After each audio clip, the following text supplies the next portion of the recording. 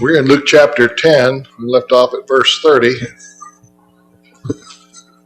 Luke chapter 10, verse 30, if you'd like to open your Bibles, the passage where we'll begin.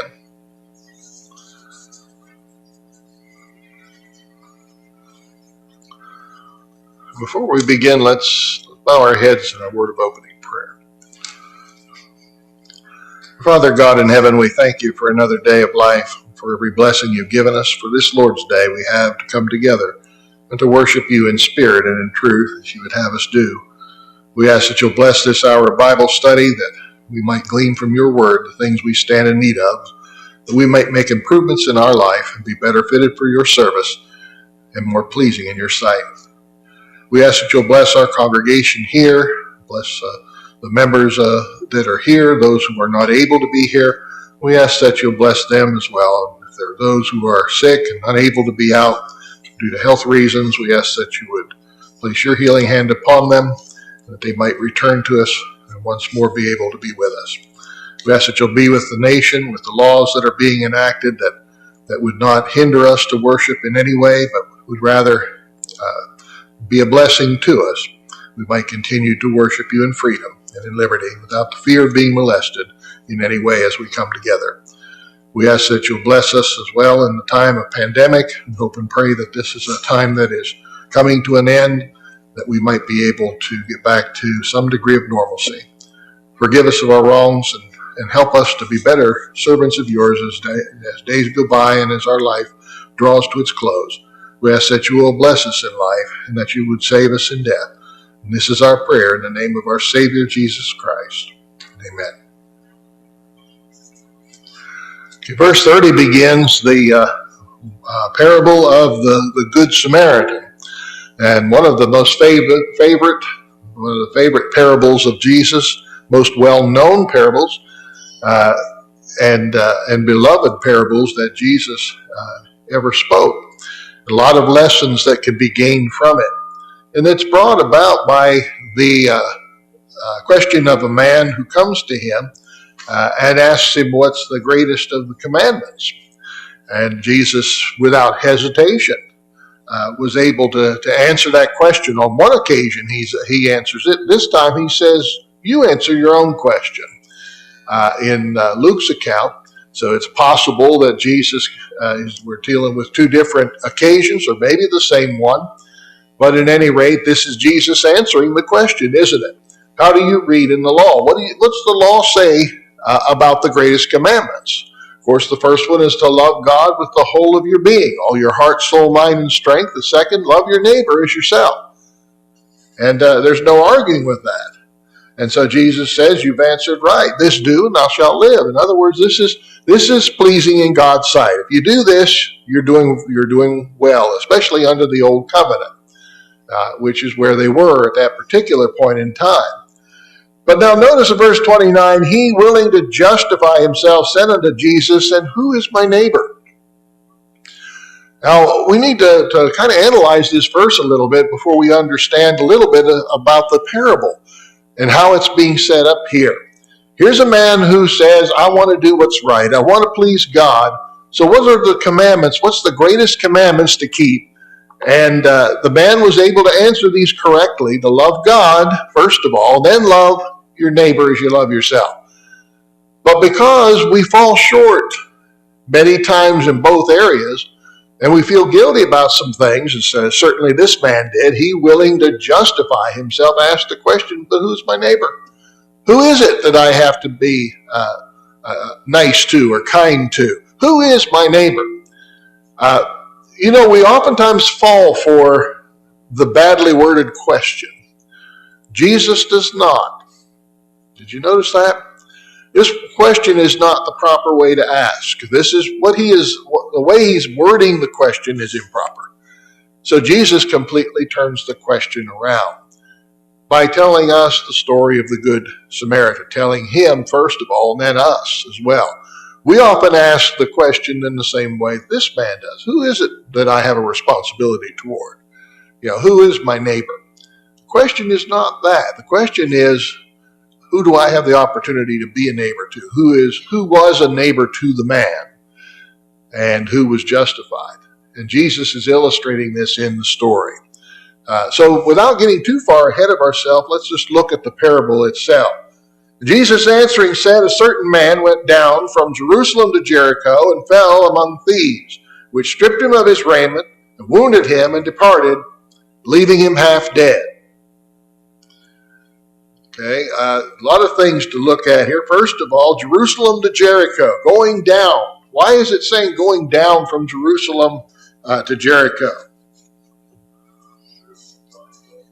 Okay, Jerusalem sits up pretty high, 3,200 feet above sea level.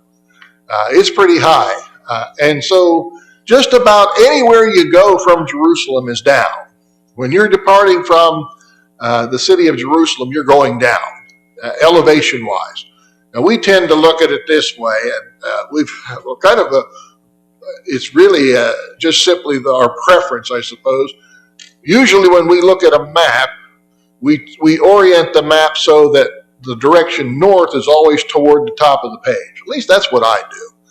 And so we often think of north as being up and south as being down. And when we're talking about east and west, we say we went over. We went over that way. Technically, I guess I understand that thinking, but technically that's not true. North is not up. Not really. When we're talking about up and down, we're talking about elevation. And I know that we look at a page and a map, that's the way we orient the map in front of us so that north faces toward the top of the page and south faces the bottom. And so that's why we oftentimes say up and down in that regard. But really that's not correct. Up and down deals with elevation. And Jerusalem is up, definitely up from everything in that surrounding area. Everything else is down. It's interesting to note that Jerusalem is about 18 miles to the west of Jerusalem, or rather Jericho is about 18 miles east of Jerusalem, and it's about 5 miles to the west of the Jordan River. So it gives you some idea what we're talking about an 18-mile trek down the slope, down the rugged way. I used to have some pictures of it. It's not a place that you really wanted to be. It's pretty rugged, pretty hazardous, pretty treacherous. And there are lots of places, lots of boulders, places for people who would be waylayers, I guess you could say, highwaymen, robbers, to hide and to jump out and surprise and attack somebody. So there's a man that goes down from Jerusalem to Jericho. He falls among the thieves, and they strip him of his clothing, his raiment, they wound him. They're not satisfied with just taking what he has. They abuse the man and they leave him half dead. Often wondered about the half dead part. When you think about that, if someone's half dead, probably what this phrase means is simply that the man was to the point of death. He could not help himself. And if left there on the side of the road, without any help from somebody else, what's going to happen to him? He's going to die. He's going to die. That's all there is to it. He cannot help himself. He's there bleeding to death. He's going to eventually bleed out. He's going to die completely. He's not going to be half dead. He's going to be completely dead. And I believe that's probably what the phrase is referring to here. So they're not just happy with stealing his possessions, including his clothing, which also not only stealing his clothing is bad, but leaving him there naked, wounded, and half dead. So he's humiliated, he's beaten, he's in pain, his life is ebbing away from him. These are the kind of people that just really have very little concern, or any concern really, or care for anyone. And so they leave him there. Leave him by the roadside. They got what they wanted. And I think that more than just the physical possessions, they just simply wanted to do violence to this man. Now, we don't know. We're not told by Jesus the nationality of this particular man. Probably was a Jew, but we don't know that. He doesn't really say who this man was, but he is going to tell us about the nationality of the people who walked by him. Notice in verse 31, and by chance there came down a certain priest that way, and when he saw him, he passed by on the other side. A couple things to notice about this. You ever heard somebody say, well, there are no accidents, everything happens for a reason, and nothing happens by chance? Well, Jesus disagrees with you. Look at this verse again. Here's a man who came down, a priest came down, and how did he come down? By chance. Some things just happen by chance. They just happen. Without any real explanation. Did God know they would happen? I believe he did. But the thing is, it's just something that happened by chance. There's no real explanation. It just happened. It just so happened there was a priest going down this way. Now that's not that unusual. Why? Jericho seemed to be the preferred lodging, the preferred dwelling place for priests. That seemed to be their preferred dwelling place. It was fairly close to Jerusalem, and yet it was far enough away to where they could have a life to themselves. And this is probably New Jericho. There were actually two cities of Jericho, weren't there? The old city, which was the one we read about in the book of Joshua. And then when it was destroyed, it was rebuilt at some point, and it was built at the cost of the man's eldest son and the man's youngest son. I wouldn't have wanted to touch that job, would you? And then later on, there was another city of Jericho built close by that. It was given the name of Jericho too, but it was the second city. So by chance, a certain priest came down.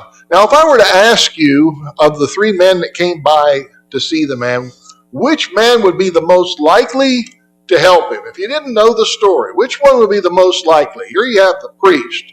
Here's a religious leader, a spiritual leader of the people. Then a Levite that comes down, who's someone who takes care of, basically a servant of the priests in the temple.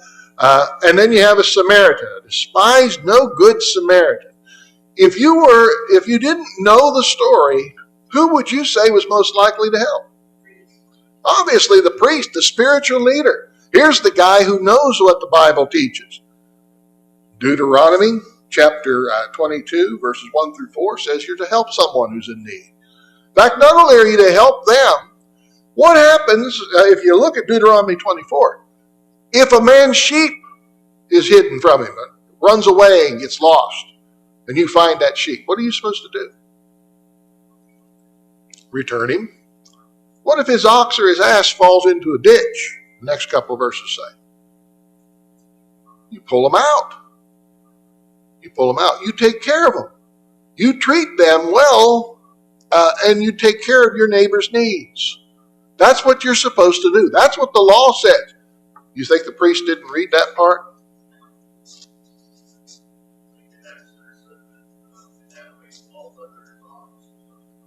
Right, even an enemy. Okay, what about your enemy? If your enemy's ox falls into the ditch, so that's my enemy's ox. Let him rot there. No, you pull him out. You help get him out just like you would your best friend. You take care of the need. So is there any excuse for this priest doing what he does? Did he just not see him? Well, when he saw him, he passed by on the other side. He saw him, he just ignored him. Pretended he wasn't there. See, that's the problem. Charlie?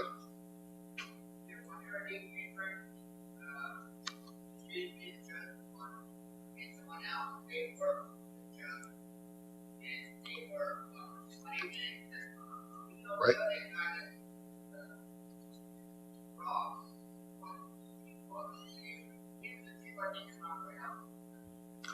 Right. Well, not knowing who he was, what nationality he was, kind of leaves it open, doesn't it? It's a little ambiguous. Most likely the man would probably be thought to be every man, anybody. Could have been anyone this could have happened to. And most likely the man who's asking the question to Jesus would put himself in place of this man. At least I think we all do that. If we were beaten up and left half dead on the side of the road, wouldn't we want someone to help us? Of course we would. And so I think what Jesus is doing here is let's putting the ball back in the man's court. You know, you're putting this on me to tell you who your neighbor is. I'm putting it back into your court. What if you were in this position? Or what if someone you love was in this position? You see, whether it was a Samaritan or a Jew, and of course that's not revealed. We don't know about the nationality of the man. Jesus doesn't say. But whoever it was, whoever this man was, he needed help. No matter who he was, whatever his nationality was. No matter what the color of his skin was. You know, anything about the man becomes secondary. You know, maybe he was a sinful person. He still needed help, didn't he? As Christians, what would we do? What should we do? We should be helping, shouldn't we? Ron?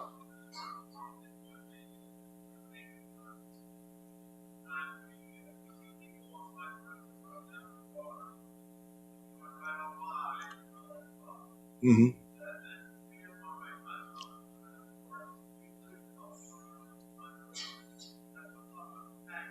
Mm-hmm. Right, and we understand the reasons today, and there are people who take advantage in situations like that, set people up, pretend to be broke down along the side of the road, you pull over to try to help them, and then they rob you. And you might wind up like this man on the side of the road, half dead or worse, right? Just like this man. But again, we are not, as Christians, we're not told to play it safe, are we? We're not told to play it safe. So that's the interesting thing about this story. We put ourselves into this parable, project ourselves. We'd like to say we're not like this priest. But the truth of the matter is sometimes we are. Isn't it? Isn't that true? We'd rather not be bothered, rather just not get involved. I think really that's, if we're truthful about that, we're all a little bit that way. And Jesus is waking us up here when we read this. But he's not the only one that comes by. The priest comes down from Jerusalem to Jericho. Someone said, well, you know what? This priest, maybe he was going to the temple to serve, and if if he was going to the temple to serve and touched a man, he might become unclean and wouldn't be able to perform his duties. That's not true, though, because it says the priest came down. Was he heading to Jerusalem or from? He was going away, wasn't he? He's already been to Jerusalem. So that's not an issue, is it? Remember, if you're in Jerusalem and you go north, south, east, or west, and you leave the city of Jerusalem, you going up or down? You're going down, whatever direction you're going. No matter which way you walk, no matter which way you go, you're going down. Jerusalem sits up very high. Everything else is going down. So the priest went down from Jerusalem. He's not going up to serve in the temple. Whatever he had done in Jerusalem has already been done. He's now headed back home. I want to get back. I got a meal waiting at home. The wife and the kids are waiting at home. I want to get home. Grandkids are there, whatever it might be. We understand that. But there's something greater here, a greater need. The priest passes by on the other side. 32, verse 32, likewise a Levite, when he was at the place, came and looked on him and passed by on the other side. He does actually one better than the priest does. He came and looked at him. Oh, yep, he's half dead, all right. Not much help there, though. He passed by on the other side, too. All right. A Levite would have been likely too. This is a fellow who's involved in the work of the temple, in taking care of things. You remember the Kohathites and so on, all different Levites. Some were priests, descendants of Aaron. Others were workers and servants in the temple, or first at the tabernacle and then later in the temple, and they took care of different parts of the temple, the physical structure of the temple. They were involved in that. So they were kind of considered to be the holy people or the religious people of the Jews. In fact, the 10% that was taken from all the other tribes was given to the tribe of Levi, wasn't it?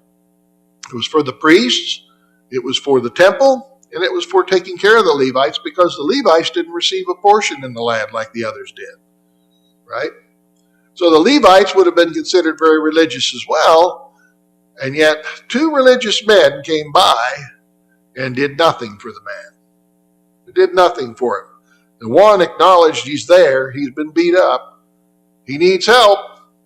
Isn't that awful? That's a shame. Somebody ought to help this man. That's a lot of what we do today, isn't it? Let's be honest. Aren't we a little that way? Somebody ought to do something. We are somebody, aren't we? We are somebody.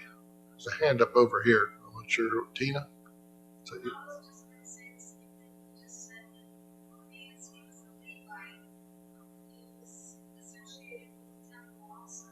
Right. He was involved in that. So being a Levite would mean that he was a religious-oriented person. And so he's coming down from Jerusalem as well. Well, actually it doesn't say whether he's going down or not, does it? He might have been going the other direction. Who knows? But it doesn't really make any difference. The man still was in need of help. Okay, so here's 2 men, the most likely men to help, especially if the man was a Jew. If you're laying there on the ground, beat up and unable to move, and you're seeing, oh, here comes a priest. Oh, thank you, Lord. Here he comes. The priest, he's going to help surely. And he keeps on walking. Well, then you see a Levite coming by and think, oh, well, good. Here's a Levite. He certainly is going to help me. And he walks on by too. And then you see the next guy. Especially if you're a Jew. And they could tell by the way a person was dressed if he was a Jew or Samaritan. They knew that. You could tell. In that day and age, they knew, okay, this is a Samaritan. Can you imagine, oh boy, I'm done for now. This guy probably finished the job that the robbers did. Because they didn't think highly of the Samaritans. If this man's a Jew, we don't know. It doesn't say. Again, it's a parable, but it illustrates the point. Verse 33, but a certain Samaritan, as he journeyed, came where he was, and when he saw him, he had compassion on him. You see what the problem is? Where's the compassion? Do we have compassion? That's the point. Do you think the man that asked Jesus the question might be starting to feel a little bit guilty at this time? Probably. I know I do when I read this parable, when I think about this. Am I compassionate enough? Has there been times that I could have helped and didn't? You see, that's what we all need to do when we read this parable. And we all like to think ourselves being like the Good Samaritan, but are we? Because that involves action. That involves doing and not just thinking about it.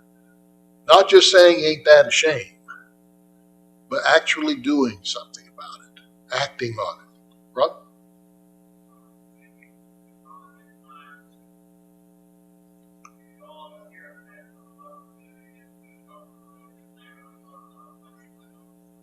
Mm-hmm. I'm sure we all have.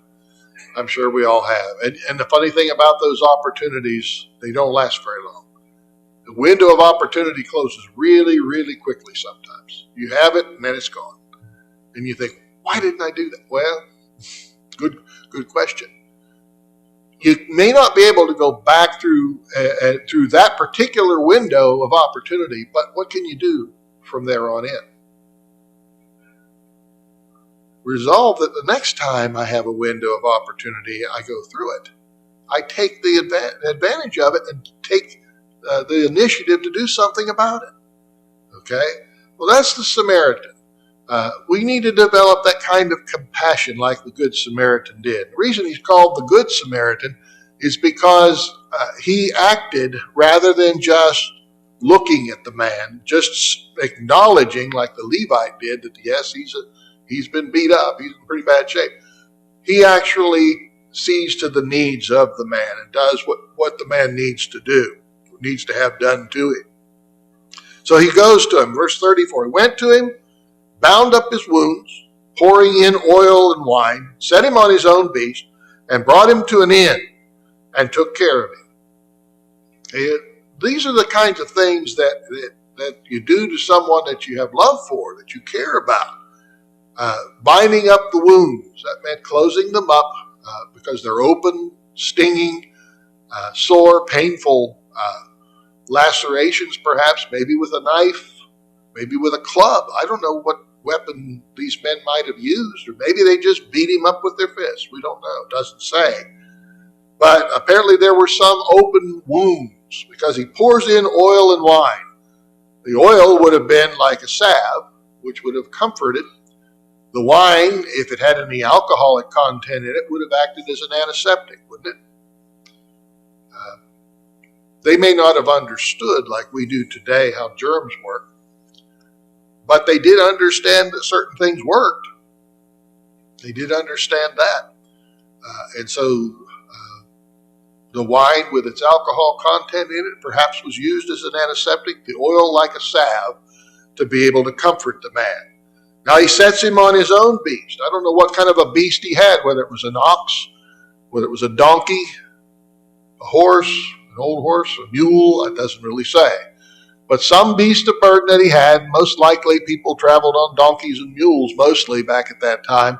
Horses were a little more expensive, reserved for maybe armies. The Roman soldiers might have had horses more so than the common ordinary person.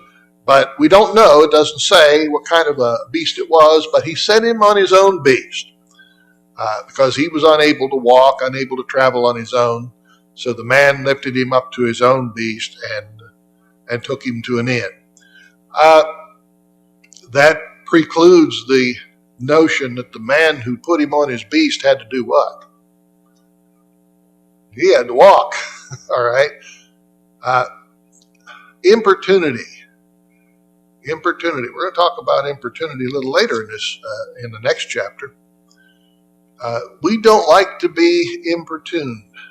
We don't like to be inconvenienced. But if you have compassion on people, what does that do? Are you always going to do things that's going to make things convenient for you? It does. Time, resources, money. That's going to happen here too, isn't it? Okay. Here's a man that's taking his time up, taking his resources, his strength, all of his energy. Do you think it was easy to set this man on the back of his beast, whatever it was? I know myself, lifting over a certain amount, especially a person that's dead weight, that's very difficult to do with a bad back or with bad knees or something of that nature. I know how that is. Maybe some of you do too. That's very difficult to do, and yet you would still do it, to take care of someone that you care about. And this Samaritan cared for this man because he had pity on him, had compassion on him, realized he had a tremendous need. So it said he brought him to an inn. Probably not the Red Roof Inn or the Holiday Inn. Most of the time, people had extra rooms set for people, and they would rent the rooms out. This was a way of making a little extra to take care of their families, feed their families.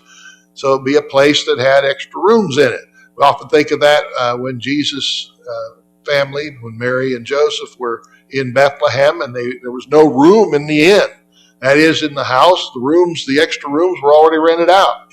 There was no room for them. So we often think that, what a terrible thing to put him in the stable, put the family in the stable, and she's about to give birth. But that was actually a mercy. That was a good thing that they said, well, we don't have any more rooms, sorry, but if you need a place to stay, you can stay in the barn. You can stay in. Hey, that's better than out in the open, isn't it? Much better, much better.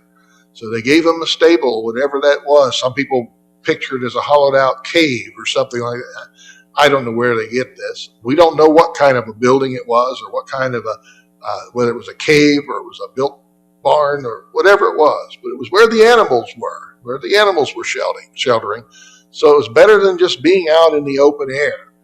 They had a place in case it rained or if it was cold to be able to build a fire maybe and stay warm.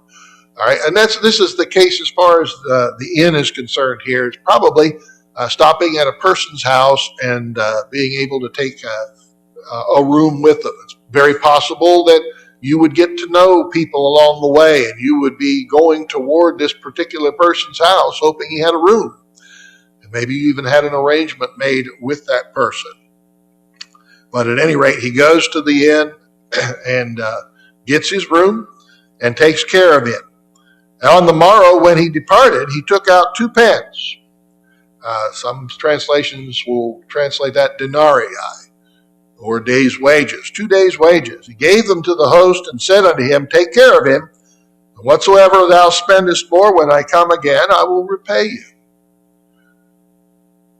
Now, it's good enough, isn't it? Some would say, well, if he bound up his wound, set him up there, gave him a drink of water or something like that, cleaned him up and set him up there and said, okay, hope you do well, buddy, and then took off. That would be something.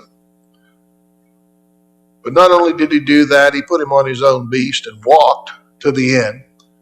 Not only did he do that, he put him up in the inn, and when he departed, he gave him 2 days, gave the innkeeper or the person who owned the house 2 days' wages to take care of him. And not only that, he said, when I come back through, if it costs more, let me know, put it on my tab, and when I come back through, I'll square up with you. This is the epitome of going the extra mile, isn't it? This is the epitome of that. He's not just helping, he's going to continue helping as long as there's a need that's there. And he knows he's got business he's got to take care of, but until he gets back, he's going to put the innkeeper, the man who owns the house, in charge of taking care of this man until he returns. And when he comes back, he'll take over from there. Whatever more it might cost him, he says, I'll take care of that part of it as well. Now, when you think of that story, and it does evoke a lot of strong emotions, doesn't it? Now you're going to see the question worded as it's supposed to be worded. Jesus turns it completely around. Remember the original one? And who is my neighbor? Okay, I'm supposed to love God. I know who God is. Love him with all my heart, soul, mind, and strength. And then love my neighbor as myself. And who is my neighbor? Who is it? Now, I know who God is, but how do I know who my neighbor is? Who am I responsible for? Now notice what Jesus does. How does he word the question? Which now of these three thinkest thou was neighbor unto him that fell among the thieves? Now the question's worded properly. The man, being willing to justify himself, was willing to excuse himself for not helping somebody because he didn't know if it was his responsibility or not. Really. But Jesus turns it around by telling this story and saying, now, which one of these three was neighbor to the man who fell among the thieves? The answer is obvious, isn't it? It wasn't the priest or the Levite. And the man's going to answer the question. And he said, he that showed mercy on him. Then Jesus said unto him, go and do thou likewise. Isn't it masterful the way Jesus handles these situations? We oftentimes fall for those loaded questions. And who is my neighbor? Well, you ought to be helping everybody. Well, I can't help everybody. So who is my neighbor? And it's just a loaded question, isn't it? Jesus tells one simple story and says, which one was a neighbor to the man? And the man has to answer, the one who showed mercy. Go and do thou likewise. I hope and pray that when we read this parable and it evokes those emotions in us, that we don't just dismiss it and go on with our lives like we always did without changing anything. I hope it evokes in us the strong feelings and the conviction that we need to be better neighbors to everybody, like Jesus said here. Rather than looking and saying, well, who's my neighbor? Maybe we should, when the opportunity presents itself, be a good neighbor.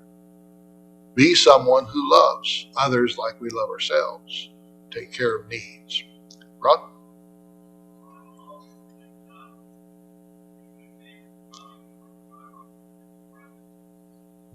Right. And that's the emphasis. The emphasis there. In Galatians chapter 6 tells us about that, doesn't it? To do good unto all men, especially those of the household of faith. Galatians 6, verse 10. Steve? Yeah, I used to do all that to remind you of what the Samaritan, being a volunteer fireman. It doesn't matter if you're in the middle of a church service and that fire sign or you're in the shower, with your family, you have to go and help somebody else. And that's also the definition of importunity, isn't it? Yeah, not convenient. It rarely is. It almost never is. Unless you're compassionate enough to say that, well, when this opportunity does happen, it's my privilege to be of service and to help. And as people, we need to develop that. As Christians, we need to develop that kind of compassion. Let's take heed to the words of Christ here when we read this parable. Kind of put ourselves in the place of the man who asked the question, and then hear the Savior say, "Go and do thou likewise." That's what we need to be doing. We need to listen to Jesus here. Go do like the Samaritan did. Let's try to be more like the Samaritan was and see to those needs. Okay, in verse 38. Now it came to pass as they went, and that he entered into a certain village, and a certain woman named Martha received him into her house. Okay, what village? We don't know it from Luke. Bethany. Okay, we know that Mary, Martha, and Lazarus lived in the city or the town, village of Bethany. So Jesus comes to Martha's house here, a woman by the name of Martha, and enters into the house. Someone that they had known, perhaps like we talked about the innkeeper. People knew people along the way, and they would stop in and say hello and say, "You got a room for rent?" Either they did or they knew some place where you could go and get a room and you could stay for that day or that night and then get on your way in the morning. So she goes, she invites them into the house. Martha received him into her house. And so Jesus comes. Ladies, I'm sure you're going to relate to this probably more so than the guys are.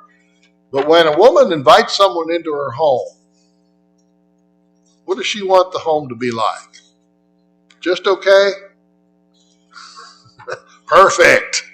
Perfect. Okay? You know what always amazes me is that Tina will say to me, we got to really work hard on the house because the preacher's coming. I said, the preacher's here already. No. That's just the nature of the house. Is clean. It's great. It looks good, but it's got to be perfect. And that's where Martha is, isn't she? Martha's really concerned about this. So we're kind of hard on Martha in this passage. We shouldn't be, because I think we understand how a lady thinks about her house and wants to really present it perfectly. Wants everything to be just right. We understand that. That's a good thing, isn't it? She also had a sister called Mary, which sat at Jesus' feet and heard his word. Okay, so Mary, the sister of Martha, sits at Jesus' feet. She's enamored by the word that she's hearing. She's just enthralled by it. She hears it and she's just absorbed in it, and that's all she can think of right now. She just wants to soak up every word that the Savior is teaching. Martha's busy taking care of the necessities of the house, taking care of the dishes, taking care of the food, taking care of the comforts of her guests, which is only normal, isn't it? That's normal and natural. That's the way a lady's going to think about her house. She's going to want the house to be perfect for her guests. She wants to be a tremendous hostess, and that's a good thing. But Martha was cumbered about much serving, and came to him and said, Lord, dost thou not care that my sister hath left me to serve alone? Don't you care that I'm doing all the work here? Mary's just sitting there. All right. Have you ever been in that situation before? Have you felt like you're doing it all? You're doing all the work? Okay, I can understand how Martha might have felt at this particular moment. I can understand this. But Mary is just so enthralled with what she's hearing that she just can't get enough. She wants to hear more and more of the words that come from the mouth of Jesus. Right?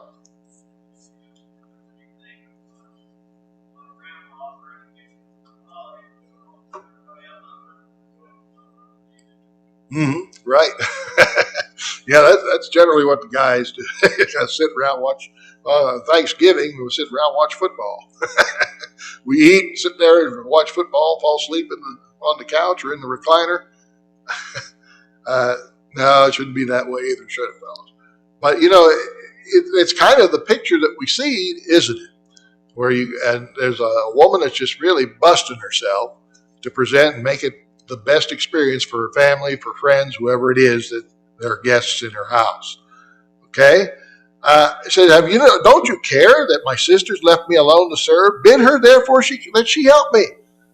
Well, let her go so she can come and help me get this taken care of. This is, I'm kind of overburdened here. And we can sympathize with her here. And I don't think Jesus is harsh with her.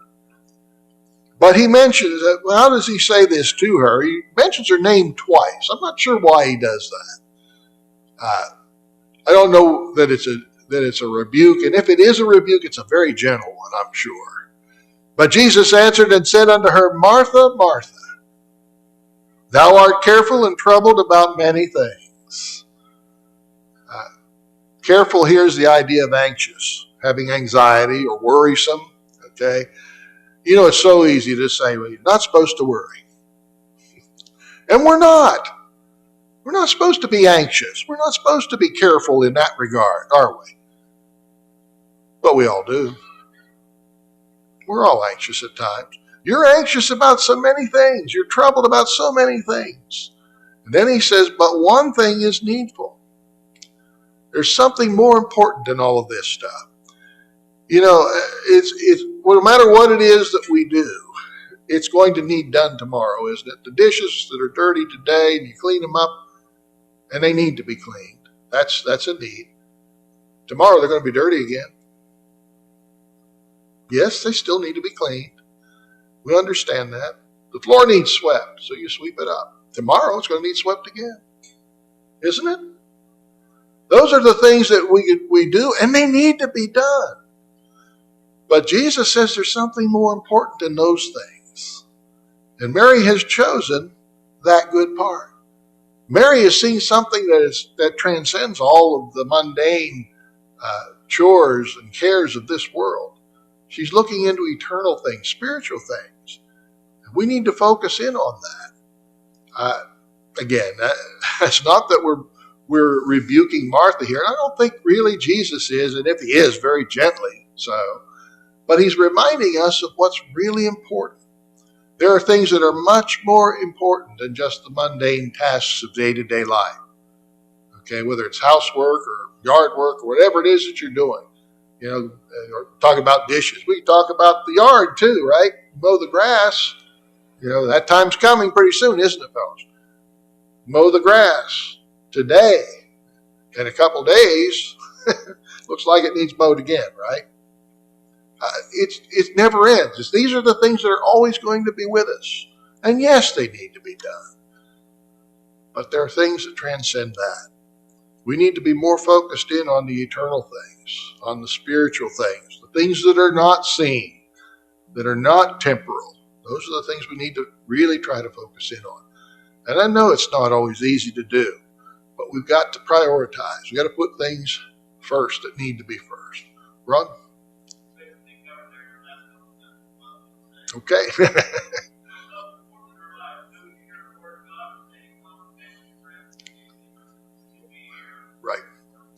Right. Family's important. Don't get me wrong about that. There's lots of things that we hold important in our lives. The football season's over now, but I've often told about that, and everyone knows I'm not a Cleveland Browns fan, right? Okay, but the fact of the matter is, I do like to watch football, and I like to watch the Steelers. I've watched them ever since I was just a 12 or 13-year-old kid, and I've always enjoyed that. So someone says, well, you didn't get to watch the game because you were at church Sunday night. Yeah. Does that mean that you're not a loyal Steeler fan? You got to get your ducks in a row, don't you? You have to. What's more important? What's more needful? That's, you say, well, it's not that important to me. Well, it's not that important. It is important to me, but it's not that important. There's something more needful than that. We need to focus on the spiritual things. Now, I'm not saying that to brag. I'm not bragging at all. Because, sometimes it's hard to pull yourself away from that game that's just begun and you're just getting close to halftime and it's a really close game. It's a nail biter. It's time for Sunday evening services. It's not easy. Sometimes it isn't easy. But you still need to put the Lord first. You still need to do that. Right?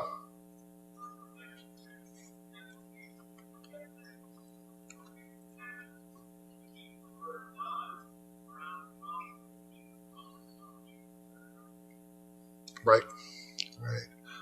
Notice that part of this verse, too, that ties in with what Ron just said, which shall not be taken away from her. What about the other things? They're temporal, aren't they? What did Paul say? The things that we focus on in the book of 1 Corinthians, the things that are seen are what? They're temporal. They're temporary. While we focus not on the things which are seen, the things which are unseen, for the things that are seen are temporal, the things which are unseen are eternal. You see, we need to focus more on the spiritual things. And it's hard sometimes to do. We live in this world. We want to focus on the material because it's a material world. We're material people. And it's understandable to some extent. But as Christians, we need to rise above that. We need to be more mindful of the spiritual things because those are the things that won't be taken away from us. What did Jesus say about laying up treasures in heaven? What happens to the treasures you lay up on the earth? Moth, rust, corruption. The thieves break through and steal. It doesn't matter, that nice car you just bought. What's going to happen? That first little speck of rust you see on that's heartbreaking. But it happens, doesn't it? You get a nice shirt or a coat, and then you open it up and the moths fly out. And you find the little holes where they've been eating. Isn't that, it's just saddening that things like that happen. Or you have something set aside and you really, really like it, and then the next thing you know, maybe it's let's just call it a yard ornament. You have a really nice yard ornament. And someday you come in, you keep watching, and you love that little yard ornament. One day you pull into the driveway and it's gone. That happens, doesn't it? That happens. Jesus said, lay up for yourselves treasures in heaven. Thieves don't break through and steal. Moth and rust do not corrupt. Where your treasure is, there your heart will be also. Isn't that what he's saying about Mary here? Which shall not be taken away from her. This won't be taken away. This is eternal. This is where we need to be focusing. Charlie, you had a comment. If you get real quick here. Absolutely. Absolutely. And I can't say I haven't seen pictures of a U-Haul behind the hearse. I've seen the pictures. People have done that. But that doesn't happen, does it? You don't take it with you when you go. That's scripture. It tells us we brought nothing into the world. It's certain we can carry nothing out. Okay, we're out of time there. It's a good place to leave off. We'll pick up, Lord willing, in chapter 11 in a week from today.